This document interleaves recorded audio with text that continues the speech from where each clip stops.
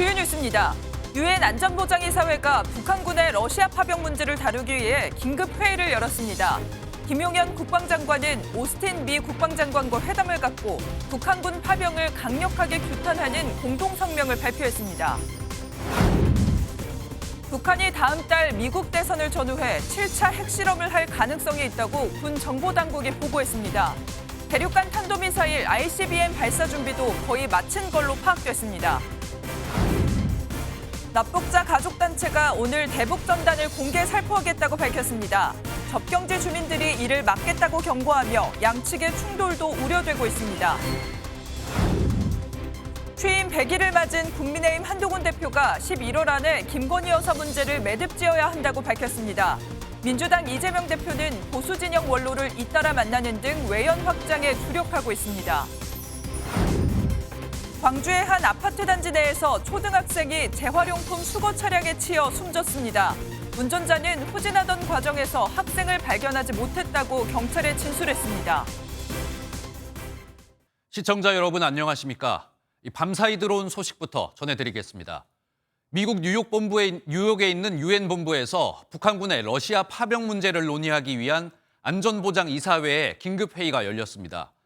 워싱턴에선 우리나라와 미국의 국방장관이 만나 북한을 강력하게 규탄하는 공동성명을 발표했습니다. 오늘 첫 소식은 이규옥 기자입니다. 유엔 안전보장이사회가 긴급회의를 열고 북한의 러시아 파병 문제를 논의했습니다. 각국은 한 목소리로 파병을 규탄했지만 당사국 러시아와 북한만은 예외였습니다. 특히 북한은 파병이 국제법을 준수한다며 왜 반인륜적인 행위를 하고 있는 미국과 이스라엘에 대해선 침묵하느냐고 항변했습니다. UN Security Council has to convene a meeting and should duly call into question the crime against the humanity of Israel and its accomplice of the United States. 미국 워싱턴에서는 한미 국방장관이 만나 북한군 파병을 규탄하는 공동성명을 발표했습니다. 김정은이에게 할 수 있는 얘기는 북한군 파병을 즉각 철회할 것을 강력히 촉구합니다. 양국 장관은 또 북한의 핵 사용 시나리오를 연합사 작전 계획에 포함하기로 하고 본격적인 작업에 들어가기로 했습니다. 지금까지는 작전 계획에 북한 핵 사용 상황이 반영되지 않아 연합연습에서 북한 핵 사용 상황을 연습할 수 없었습니다. 김용현 장관은 우크라이나에 우리 참관단을 보내는 것은 당연한 임무라며 우크라이나를 단계적으로 지원하겠다고 밝혔습니다. 미국 오스틴 장관은 북한군이 전장에 투입될 경우 러시아와 공동 교전국이 돼 서방 무기에 의한 사망자가 나올 수 있다고 강조했습니다. Fighting alongside of Russian soldiers, they are co-belligerents, and you have every reason to believe that those kinds of things will happen, that they will be killed and wounded as a result of battle. 김 장관은 이 자리에서 북한의 오물풍선 도발이 레드라인을 넘었다며 대응책을 준비 중이라고도 밝혔습니다. MBN 뉴스 이규옥입니다. 앞서 보신 것처럼 유엔 안보리까지 나서고 있지만 북한의 폭주는 멈추지 않을 것 같습니다. 우리 군 당국은 북한이 7차 핵실험 준비를 마쳤고 미국 본토를 공격할 수 있는 대륙간 탄도미사일 발사 준비까지 거의 끝낸 것으로 파악했습니다. 러시아에 군대를 보낸 북한이 또 다른 도발을 준비하고 있는 건데 도발 시기는 다음 달 미국의 대선 전후가 될 것으로 보입니다. 이어서 정태진 기자입니다. 국방정보본부는 북한이 7차 핵실험 도발 준비를 마쳤다고 국회에 보고했습니다. 앞서 6차례 핵실험을 진행했던 풍계리 내부 핵실험장의 실험 준비는 끝났고 김정은 국무위원장의 결단만 남았다고 분석하고 있습니다. 실제 이게 풍계리의 삼번경도를 이용한 핵실험이 이루어질 가능성이 있고 시점에 대해서는 미국 대선을 비롯한 전략 환경을 고려해서 김정은의 결단을 통해서 군 정보당국은 또 미국 본토가 타격 목표인 대륙간 탄도미사일 ICBM 발사 준비도 거의 끝난 것으로 파악했습니다. 발사를 위한 이동식 발사대가 특정 위치에 배치된 상황을 포착한 겁니다. 7차 핵실험과 마찬가지로 시기는 일주일도 채 남지 않은 미국 대선 전후가 될 것으로 보입니다. ICBM급 장거리 탄도미사일에 관한 준비도 거의 끝난 것으로 본다. 다만 지금 거치대에 장착한 상태는 아니다. 다만 러시아 파병 북한군이 정식으로 전선에 투입됐다거나 전사자도 발생했다는 일부 외신 보도에는 뒷받침할 만한 정보가 없다고 신중한 태도를 보였습니다. MBN 뉴스 정태진입니다. 우리 대통령실은 북한군의 파병 규모가 10,000명을 넘겼고 이미 3,000명은 교전 지역에 도착한 걸로 판단하고 있습니다. 북한군의 현대전 경험은 우리 안보에 직접적인 위험이 될 수 있다며 정황 분석팀을 보낼 필요가 있다고 밝혔는데요. 다만 우크라이나에 포탄을 지원하는 방안은 아직 검토하지 않고 있습니다. 이기종 기자입니다. 대통령실은 이미 최소 11,000명의 북한군이 러시아에 파병된 걸로 보고 있습니다. 3,000명은 러시아 서부 쿠르스크 등 교전 지역으로 이동했는데 정보당국이 전투 참여 여부를 관찰하고 있다고 밝혔습니다. 대통령실 고위 관계자는 북한군이 러시아군 체제로 편입된 위장 파병 형태를 보이는데 의사소통 등의 문제가 감지됐다고 말했습니다. 하지만 대규모 병력 이동에 이유가 있지 않겠느냐며 전선 투입은 시간 문제로 봤습니다. 이에 따라 우리 전황 분석팀을 현지에 보낼 필요성이 있다고 밝혔습니다. 북한군의 현대전 경험은 우리 안보에 직접적 위협인 만큼 방어적으로 북한군의 활동을 분석해야 한다는 겁니다. 대응책을 두고는 레드라인, 한계선을 설정하기보다 절제된 단계적 대응을 강조했습니다. 무기 지원 논의를 하더라도 1차적으로는 방어 무기가 되는 것이 상식적이라며 우크라이나에 155mm 포탄 지원을 검토한다는 보도는 사실이 아니라고 선을 그었습니다. 다만 단계적 대응의 첫 기준은 북한군이 참여한 전투 개시라고 명시해 앞으로 지원 가능성을 열어뒀습니다. 우크라이나의 한국 특사 파견 논의가 이번 주 시작되는데 북한군 전선 투입이 공식 확인되는 등의 변화에 따라 양국의 대응 수위도 달라질 수 있습니다. 미 대선을 겨냥한 북한의 핵실험 가능성에 대해서는 준비 시간이 짧아 언제든 시행할 수 있다고 평가했는데 현재 급박하게 진행되는 사항은 없다고 밝혔습니다. MBN 뉴스 이기종입니다. 3년 동안 한미연합사령관으로 근무하면서 대한민국 안보와 한미동맹 강화에 빼어난 역할을 했다는 의미로 우병수라는 이름까지 선물받았던 에이브람스 전 사령관을 저희 MBN이 단독으로 만났습니다. 북한을 누구보다 잘 알고 있는 에이브람스 전 사령관은 상황에 따라 우크라이나의 살상무기 지원을 고려해야 한다면서 현재 한반도 안보 상황을 심각하게 바라봤습니다. 보도에 김태희 기자입니다. 에이브람스 전 사령관은 2018년 취임해 약 3년 동안 한미동맹의 사령탑으로 역할을 했습니다. 이번 인터뷰에서 에이브람스는 북한군의 러시아 파병이 전세에 큰 영향을 주진 않을 것이라고 밝혔습니다.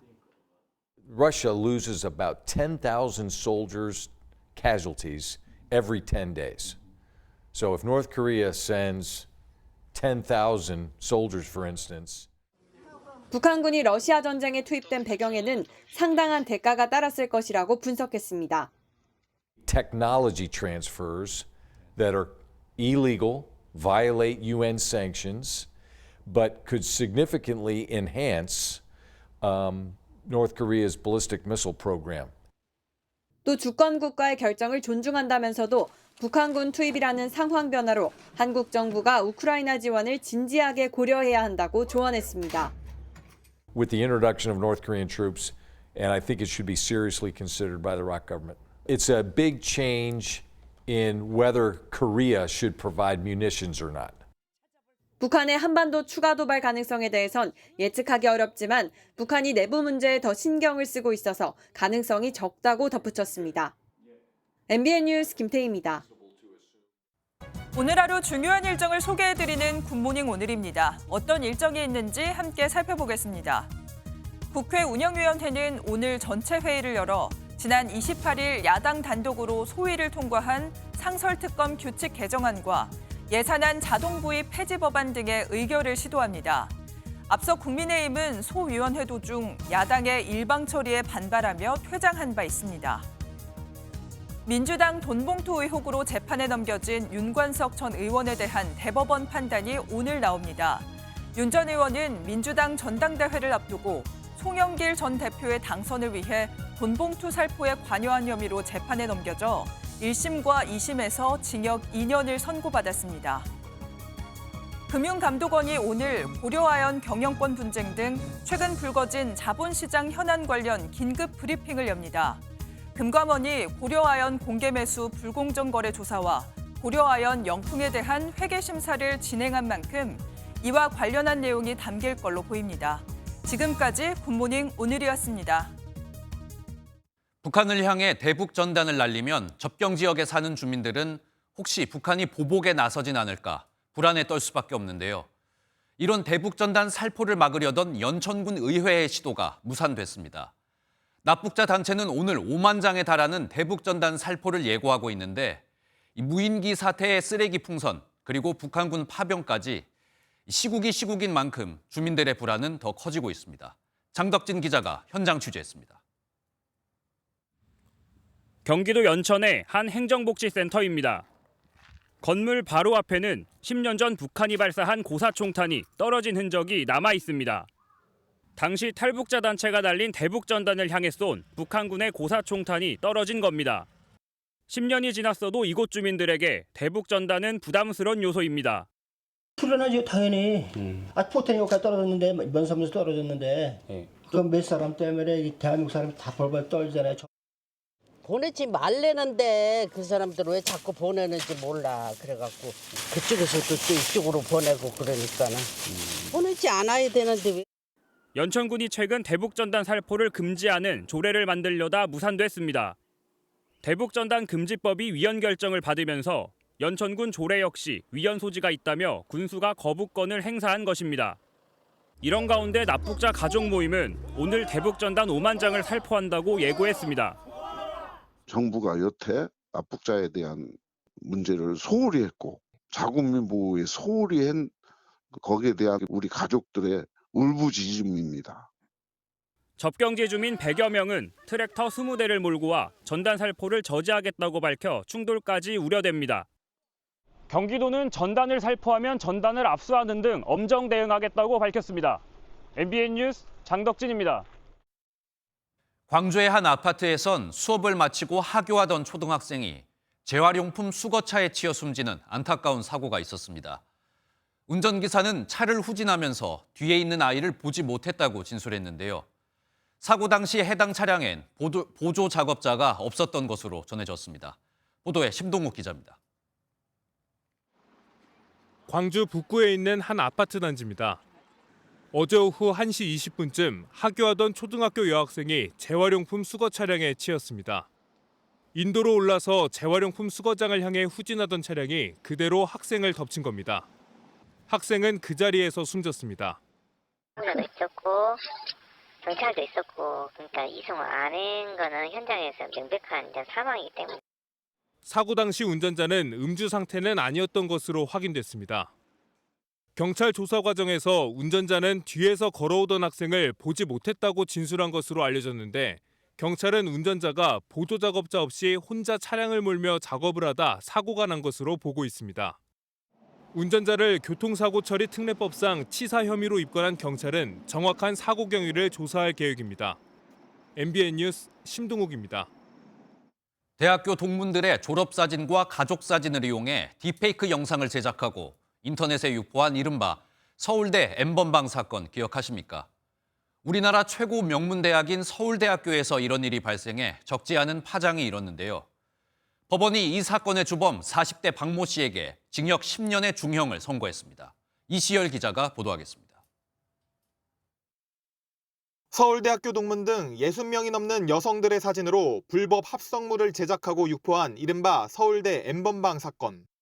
이 사건의 주범 40대 남성 박모 씨는 지난 2020년부터 3년 반 동안 딥페이크 사진과 영상 100여 개를 제작하고 2천여 개를 유포한 혐의로 재판에 넘겨졌습니다. 법원은 어제 박 씨에 대해 검찰이 구형한 것과 같은 징역 10년을 선고했습니다. 재판부는 장기간에 걸쳐 피해자들을 성적으로 조롱하고 인격을 말살시켜 비난 가능성이 크다고 강하게 질타했습니다. 또 끝없는 불안에 떨어야 하는 피해자들의 피해 회복도 사실상 불가능하다며 엄중한 처벌이 불가피하다고 설명했습니다. 피해자 측은 지극히 당연한 판결이라는 입장을 밝혔습니다. 구형 그대로 10년이 선고가 되었습니다. 재판부가 얘기했던 것은 이러한 디지털 성폭력 범죄가 다시는 우리 사회에 있어서는 안 된다. 박 씨에게 요구를 받고 영상을 제작한 강모 씨에 대해서는 일부 피해자와 합의한 점 등이 고려돼 징역 4년이 선고됐습니다. 법원은 지난 8월 다른 공범 박모 씨에 대해 1심에서 징역 5년을 선고하기도 했습니다. MBN 뉴스 이시열입니다. 시속 200km가 넘는 속도로 서울 강변북로를 달리며 난폭 운전과 폭주를 일삼은 일당이 경찰에 붙잡혔습니다. 이 폭주족은 SNS에 영상을 올려 참가자를 모집하기도 했는데요. 레이싱에 재미를 더하기 위해서 일부러 차량이 많은 주말 밤을 골랐다고 합니다. 다른 사람들의 목숨을 위협하는 이 위험천만한 폭주 행위에는 10대 운전자까지 동참하고 있었습니다. 안정모 기자입니다. 심야 시간 달리는 차들 사이로 차량 4대가 쏜살같이 지나갑니다. SNS인 인스타그램에 기반을 둔 폭주 레이싱 클럽 회원들이 강변북로를 질주하는 모습입니다. 굉음을 내며 앞선 차량을 추월하는데 스칠 듯 앞지르는 이른바 칼치기 장면이 수차례 나옵니다. 경찰은 폭주 레이싱에 가담한 운전자 19명과 동승자 6명을 검거해 주범을 비롯해 2명을 구속했습니다. 붙잡힌 운전자 가운데는 10대도 2명이나 포함됐습니다. 이들은 인스타그램 계정에 모임 공지글이 올라오면 자신들만 아는 은어를 사용해 특정 장소에 모였습니다. 강남으로 모여라 그러면은 기억, 니은 뭐 이런 식으로 해버리니까 애들은 다 아는 거죠. 8대에서 9대씩 무리지어 최대 시속 200km로 질주하고 이를 촬영한 영상을 SNS에 올려 회원을 모집했습니다. 상습적으로 레이싱에 참가한 운전자들은 경찰 조사에서 도파민에 중독된 것처럼 끊기 어려운 취미라고 진술한 것으로 조사됐습니다. 경찰은 범행에 이용된 차량 한 대를 압수하는 한편 운전자 19명에 대해 면허 취소 등 행정처분을 내렸습니다. MBN 뉴스 안정모입니다. 우리 사회를 충격에 빠뜨린 대형 화재를 살펴보면 스프링클러가 설치되지 않았거나 작동하지 않았을 때가 많습니다. 그런데 스프링클러가 설치돼 있더라도 주변을 감싸는 커버가 불에 녹아버리면 분사구를 막아 물이 나오지 않는다고 하는데요. 그만큼 중요한 부품인데 아직도 설치해야 하는 의무가 없어서 불에 녹는 값싼 제품들이 사용되고 있습니다. 강세현 기자가 자세히 알아봤습니다. 전기차에서 연기가 나더니 잠시 후 불꽃이 일렁입니다. 다행히 스프링클러가 제때 작동해 물을 뿌렸고 소방대원이 올 때까지 큰 불로 번지지 않았습니다. 이렇게 초기 진화에 탁월한 스프링클러도 주변을 둘러싸고 있는 커버가 망가지면 효과를 발휘하지 못할 수 있습니다.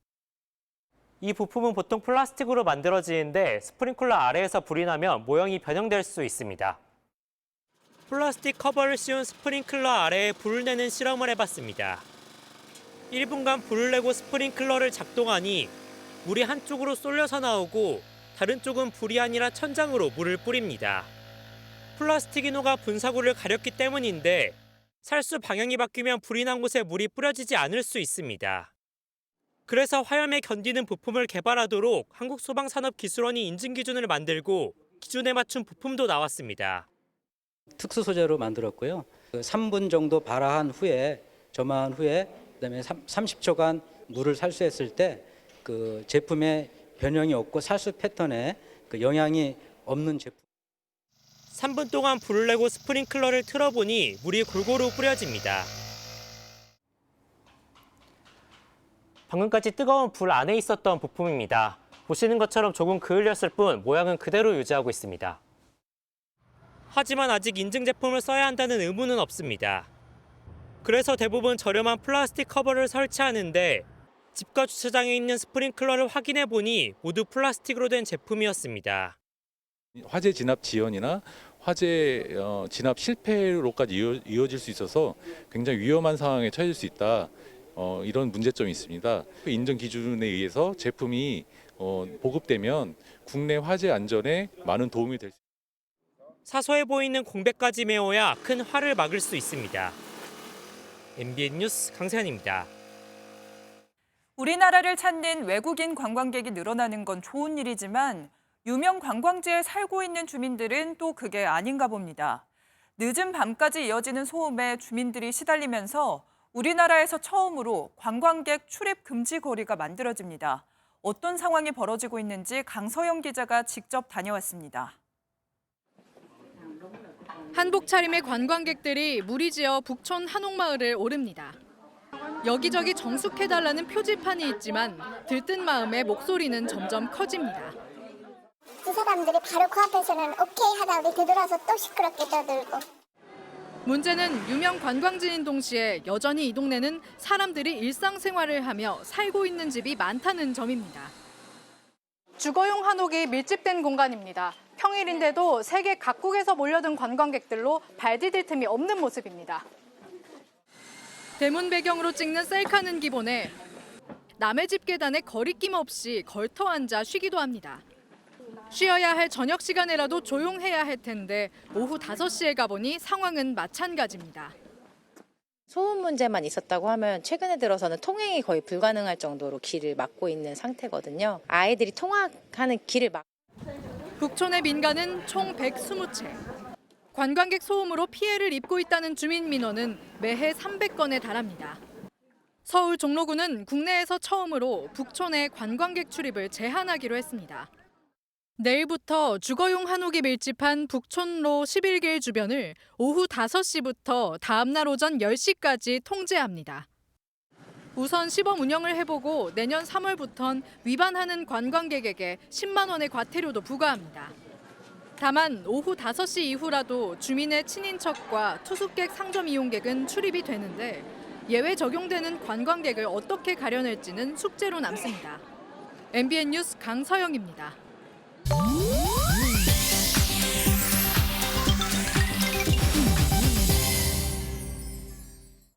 인터넷에선 어떤 소식들이 화제일까요? 인터넷 와글와글입니다. 강원도 정선군청 공무원들이 고깃집에 단체 예약을 하고 나타나지 않아 노쇼를 했다는 소식이 알려지면서 누리꾼들의 비난이 이어졌습니다.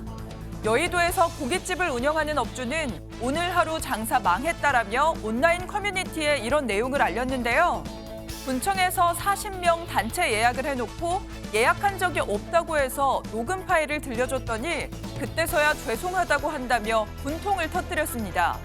이후 군청 자유 게시판은 공무원들의 행태를 질타하는 글이 잇따랐는데요. 논란이 커지자 정선군 측은 당시 워크숍 행사를 맡은 위탁업체 측의 실수였다며 업주에게 최대한 보상하겠다는 입장을 밝혔다고 하네요. 국내에서 성추행과 난동 등 각종 모욕적인 민폐 행동으로 논란이 된 외국인 유튜버 조니 소말리에 대한 고발장이 접수돼 경찰이 수사에 나섰습니다. 경찰에 따르면 현재 소말리는 폭행과 마약 복용 등 2건의 혐의로 고발됐는데요. 지난 29일 자신의 SNS에 인천국제공항으로 추정되는 건물 사진을 올려 보조성 출국을 한 게 아니냐는 의혹이 제기됐지만 아직 출국하지 않은 상태로 알려졌습니다.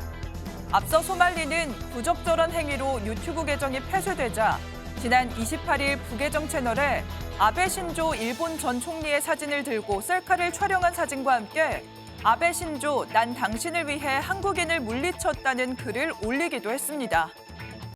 콜롬비아의 한 놀이공원에서 운행 중이던 롤러코스터가 22m 공중에서 멈추는 사고가 발생했습니다. 롤러코스터가 정전 때문에 갑자기 멈춰서면서 갇혔던 탑승객들은 결국 레일을 따라 걸어서 내려와야 했는데요. 한 탑승객이 사고 후 대피하는 모습을 영상으로 찍어 SNS에 올렸습니다. 10명 이상의 탑승객이 안전구조물을 잡고 걸어서 대피하면서 보기만 해도 아찔한 광경이 벌어졌는데요.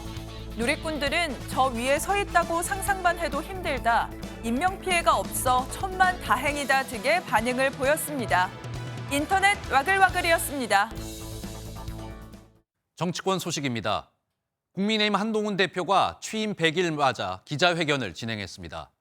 한동훈 대표는 11월 안엔 김건희 여사와 관련된 문제를 매듭지어야 한다면서 이 문제를 해결하지 못하면 다음은 없다고 말했습니다. 윤석열 정부의 성공을 누구보다 바라고 있다며 당정의 단결을 간주하기도 했는데요. 취임 100일에 내놓은 한동훈 대표의 메시지, 최돈희 기자가 자세히 전하겠습니다. 취임 100일을 맞아 취재진 앞에 선 한동훈 대표는 40분 동안 이어진 기자회견에서 변화 쇄신을 21차례 언급했습니다. 변화를 쇄신을 위해서 국민과 당원의 윤석열 정부의 주요 업적을 나열한 한 대표는 윤 정부의 성공을 누구보다도 바란다며 김건희 여사 등 문제를 극복하지 못하면 국정 동력 확보가 어렵다고 강조했습니다. 11월에 먼저 매듭지어야 할 것들이 있습니다. 과감하고 선제적으로 해결책을 제시하고 관철할 수 있어야 합니다. 김여사 관련 문제에 관해서 우려와 걱정이 있고 그 문제가 주요한 부분이란. 그 해법으로 특별감찰관을 반드시 관철하겠다며 대통령실도 변화의 길로 가고 있다고 민심을 내세웠습니다. 특감이 있었으면 지금의 문제가 많이 안 생길 수도 있었지 않았을까요? 앞으로 더 조심하겠다는 건데 조심 안 할 겁니까? 관철될 겁니다. 한 대표는 절체절명의 위기를 해결하지 못하면 다음은 없다며 뭉치고 단결하겠다고도 밝혔습니다. 특감 등 대응책 수위를 놓고 갈등을 빚어온 친윤계와 대통령실을 향한 메시지로 풀이됩니다. 친윤계는 확전을 피하면서도 한 대표의 분열의 정치가 통합의 최대 걸림돌이라며 인식 변화가 먼저라고 꼬집었습니다. 한 대표의 전략적 리더십이 절실하다. 현재 권력이 잘못되면 미래 권력도 다 같이 망한다. 한 대표는 차기 대권과 내년 국회의원 보궐선거 출마와 관련해선 당면한 위기에 집중하겠다. 당심과 민심이 결정할 문제라고 말을 아꼈습니다. MBN 뉴스 최도입니다. 한편 더불어민주당 이재명 대표는 외연 확장에 주력하는 모습입니다. 진보 진영뿐 아니라 보수 진영의 정치 원로를 만나며 조언을 듣기도 했는데요. 소상공인과 자영업자를 만나 민생을 강조하기도 했습니다. 민주당 이재명 대표 소식은 이병주 기자가 전하겠습니다. 자신을 보수에 가까운 실용주의자라고 밝혔던 이재명 민주당 대표가 최근 보수 진영과의 접촉면을 늘리고 있습니다. 보수 원로로 꼽히는 이상돈 중앙대 명예교수와 김종인 전 국민의힘 비상대책위원장을 만난 데 이어 윤여준 전 환경부 장관과 오찬 회동을 가졌습니다.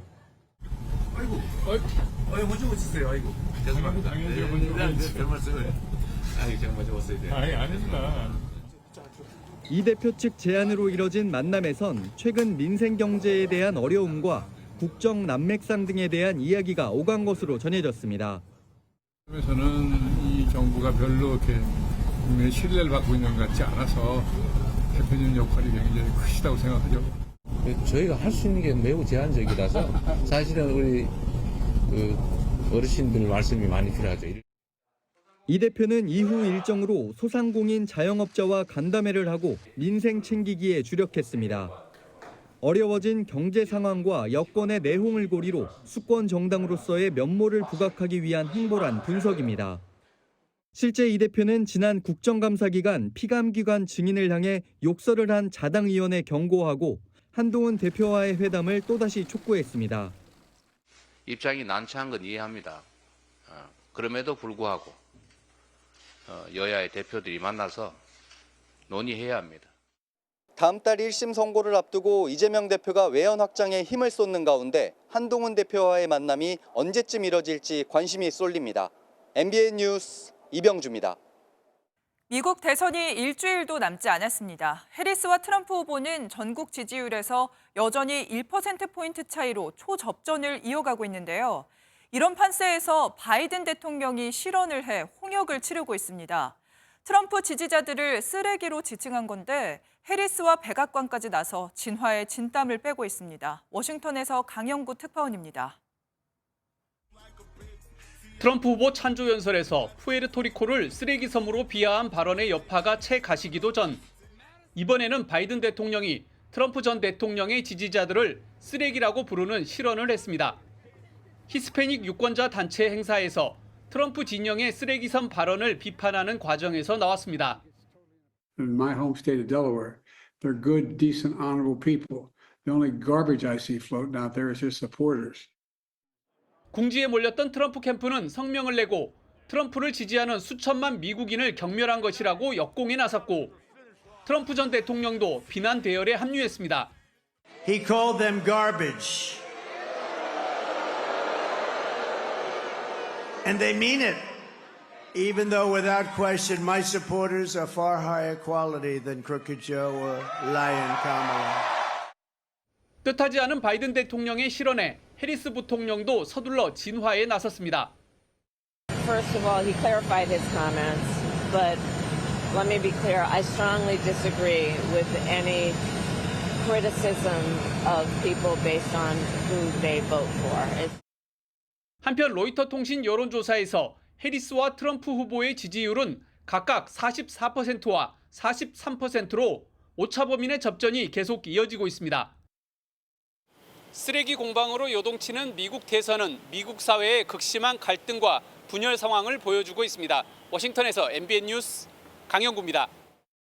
스페인 남동부 지역에 하루 만에 한 달치 내릴 비가 쏟아지면서 사망자만 72명이 발생했습니다. 이번 폭우로 각종 도로와 시설이 대부분 막혀버렸고 15만여 가구의 전기 공급이 끊겼습니다. 구조 과정에서 추가 희생자가 나올 가능성이 큽니다. 이승훈 기자입니다. 말들이 몸통까지 차오른 물에 고립돼 있고 시민들은 옥상으로 올라가 구조를 기다립니다. 한바탕 수해가 휩쓸고 지나간 뒤엔 침수된 차들이 어지러이 널브러져 있습니다. 현지 시각으로 지난 29일 스페인의 말라가에서 발렌시아에 이르는 남동부 지역에서는 고작 하루 만에 한 달치 이상의 폭우가 쏟아졌습니다. 특히 안달루시아 지역에서는 10월 한 달 강수량의 4배나 되는 양이 하루 만에 내렸습니다. 폭우로 인한 희생자만 72명이 발생했는데 발렌시아에서만 70명이 사망했습니다. 급류에 떠밀려 실종된 이도 상당수인 것으로 알려져 구조 과정에서 추가 희생자가 나올 가능성이 큽니다. A 2,5 metros de agua me he tenido que salir por una ventana como he podido porque ya me llegaba el agua por los hombros y me he refugiado en el primer piso en los vecinos y ahí he estado toda la noche pues pendiente. 이번 폭우로 인해 철로와 고속도로, 하늘길이 대부분 막혔고 15만여 가구의 전기 공급이 끊겼습니다. 최악의 피해를 입은 발렌시아시는 모든 학교에 휴교령까지 내렸습니다. 스페인 정부는 사흘간 희생자들을 위한 국가 애도 기간을 선포하고 페드로 산체스 총리는 수해 지역을 방문해 주민을 위로할 예정입니다. MBN 뉴스 이승훈입니다.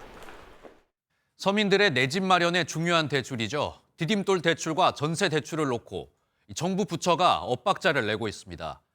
국토교통부는 주거 안정을 위해 정책 대출을 늘리고 있는데 금융위원회는 가계대출 증가를 우려하면서 대출을 막고 있는 상황입니다. 이 정부가 엇박자를 내면서 시장과 서민들의 혼란만 커지고 있습니다. 보도에 김태영 기자입니다. 국토교통부 산하 주택도시보증공사 허그는 다음 달 5일 최대 7천억 원의 신종 자본증권을 발행할 계획이었습니다. 전세 사기 피해 급증으로 집주인 대신 세입자에게 전세금을 갚아주며 지난해부터 3조 원 넘게 손실이 생겨 자본 확충이 시급했기 때문입니다. 하지만 금융위원회의 반대로 발행을 돌연 중단했습니다. 아직 그 가이드를 못 받아서 협의 중이거든요. 그래서 요청사항이나 요구사항 있으면 거 보고 저희도 확인을 해야 돼서. 증권 신고서를 내는 과정에서 투자자들에게 충분한 정보가 전달돼야 한다는 게 표면적 이유였지만 속내는 전세대출 증가를 우려해 제동을 걸었다는 해석도 나옵니다. 앞서 국토부는 주택 구입용인 디딤돌 대출을 놓고 축소와 유예, 다시 수도권 축소 등 오락가락 행보를 보였습니다. 서민 주거 안정을 위해 정책 대출을 늘리려다 금융당국의 가계대출 억제와 충돌에 혼선이 빚어졌다는 지적이 나왔습니다. 최근 정책 대출 규모가 지속적으로 증가하여 주택 시장과 가계부채의 안정적 관리에 부담을 초래할 수 있다는 점. 정책 대출이 늘어나는 속도 이런 부분은 가계부채 전반의 상황과 연계해서 좀 제어할 필요가 있겠다라는 데 대해서 국토부와 저희와 같은 인식입니다.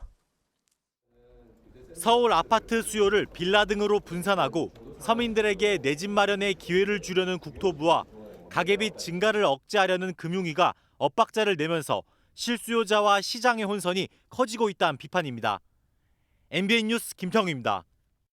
올해 이어진 역대급 폭염과 폭우로 올해 김장 비용은 작년보다 20% 정도 늘어날 것으로 보입니다. 금배추란 말이 나올 정도로 채소 가격이 비싸졌기 때문인데요. 대신 평소보다 김장 담그는 시기를 열흘 정도만 늦추면 부담을 크게 줄일 수 있다고 합니다. 자세한 내용은 최윤영 기자입니다. 11월 중순쯤 이제 하려고 계획을 하고 있는데 배추가 이러면 못하지. 많이 걱정이죠.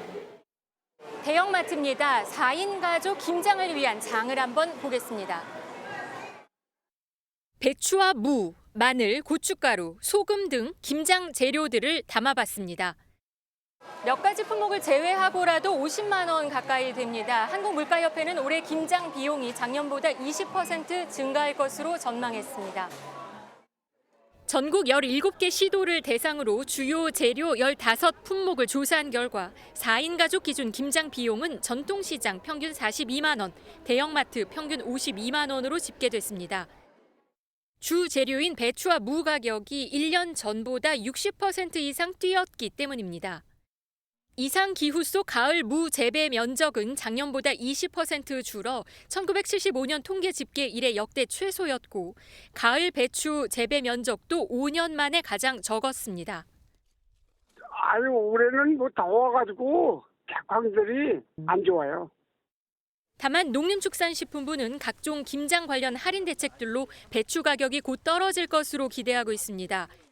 김장 시기는 가을 배추 출하가 본격 늘어나는 다음 달 중순 이후, 그러니까 평년보다 열흘 정도 늦추는 것이 좋을 것으로 예상했습니다. MBN 뉴스 최윤영입니다.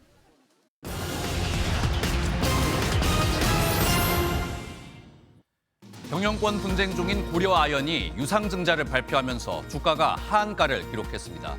고려아연은 2조 5천억 원 규모의 유상증자로 자금 확보에 나섰는데 MBK 파트너스와 영풍에 맞서 경영권 방어에 나선 것으로 보입니다. 최근 상승하던 고려아연 주가는 유상증자 소식에 하한가를 기록하며 극단적인 흐름을 보이고 있습니다. 무직 청년과 사회 초년생만 이용할 수 있었던 햇살론 유스 대출이 오늘부턴 저소득 청년 사업자도 풀리게 됐습니다. 34세 이하 청년 사업자 중 창업한 지 1년 이내 연소득 3,500만 원 이하에게만 지원되는데 1인당 최대 1,200만 원까지 받을 수 있습니다. 햇살론 유스 대출은 휴대전화 앱과 서민금융통합지원센터에서 신청하실 수 있습니다. 우리나라 30대 중 미혼자 비율이 50%를 넘은 것으로 집계됐습니다. 지난해 11월 기준 30대 미혼율은 51.3%로 조사됐는데요. 서울이 62.8%로 가장 높았고 세종이 34.4%로 가장 낮았습니다. 18세 이상 국민 중 미혼자는 1,267만 명을 넘겼는데 남자가 34.2%, 여자는 24.9%의 미혼율을 보였습니다. 지금까지 굿모닝 경제였습니다.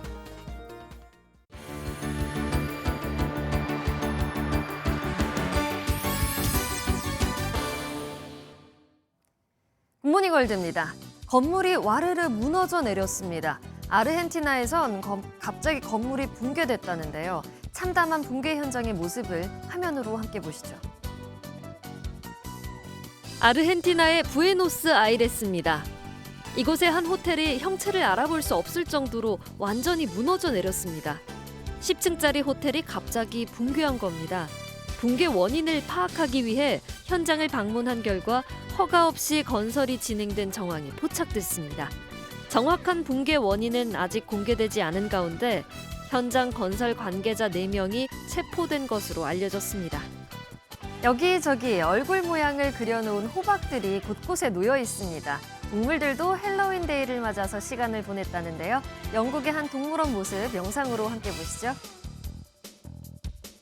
런던의 한 동물원입니다.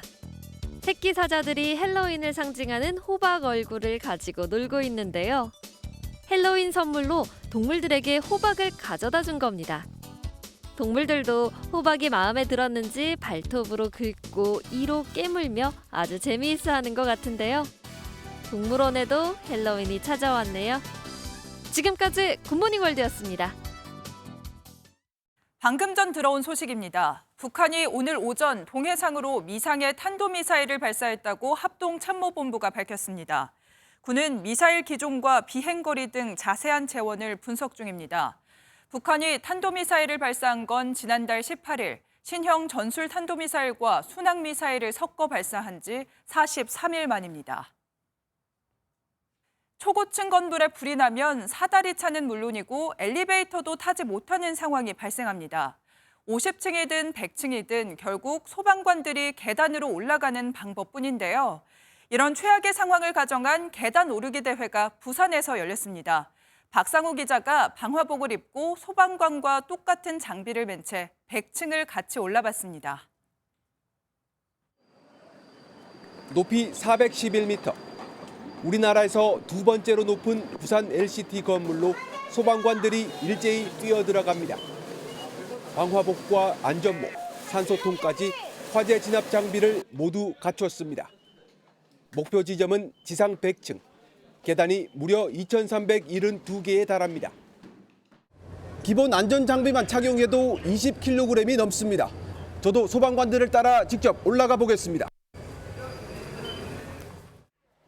마치 6살 난 아이를 업은 것처럼 시작부터 장비가 어깨를 짓누릅니다. 소방관들은 가쁜 숨을 몰아쉬면서도 한 번에 2계단씩 오릅니다. 48층 피난 안전구역을 지납니다. 아직 절반도 채 오르지 않았는데 방화복 속은 이미 땀 범벅이 됐고 숨이 차서 말하기도 쉽지 않습니다. 체력적인 한계에 부딪혀도 난간을 붙잡아가며 정신력으로 버텨냅니다.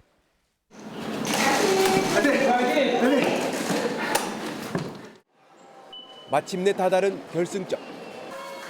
가장 빨리 올라온 소방관의 기록은 20분 25초로 취재진보다 2배 가까이 빨랐습니다. 평소에 자전거를 타면서 체력 관리를 했고 그게 큰 도움이 됐던 것 같습니다. 50층에서 60층 넘어갈 때 체력의 한계를 느꼈지만은 완주하자는 목표로 역대 최다인 952명이 참가한 이번 대회에서도 사람의 목숨을 구한다는 사명감에 모든 소방관이 결승점을 끝까지 통과했습니다. MBN 뉴스 박상호입니다. 5시즌 만에 상위 스플릿에 오르고 50만 홈 관중을 눈앞에 둔 FC 서울이 내년도 아시아 챔피언스 리그 진출에 도전합니다. 올 시즌 남은 3경기에 총력전으로 임하겠다는 각오입니다. 박규원 기자입니다.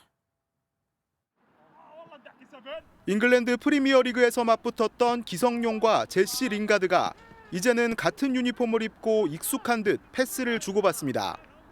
5년 만에 상위 스플릿에 진출한 FC 서울 선수들의 훈련장에는 웃음꽃이 떠나지 않습니다. 시즌 초반 연패로 리그 최하위까지 맞봤던 FC 서울은 6월부터 서서히 반등을 시작해 현재 4위를 기록 중입니다. 너무 어려운 시간을 초반에 보냈었고 하지만 지금은 상황이 좀 많이 바뀐 것 같아요. 그때 어쨌든 우리 홈인만큼 최선을 다해서 좋은 결과 얻어내도록 하겠습니다. 선두 울산 HD와의 승점 차가 커 우승 가능성은 없지만 아시아 챔피언스 리그 진출권을 확보하기 위해 남은 3경기 승리가 절실합니다. 부상으로 자리를 비웠던 캡틴 기성용까지 돌아오며 완전체가 된 팀 분위기는 최상. 임시 주장을 맡으며 팀에 완벽하게 적응한 잉글랜드 슈퍼스타 린가드는 김기동 감독에게 재치 있는 농담도 던집니다.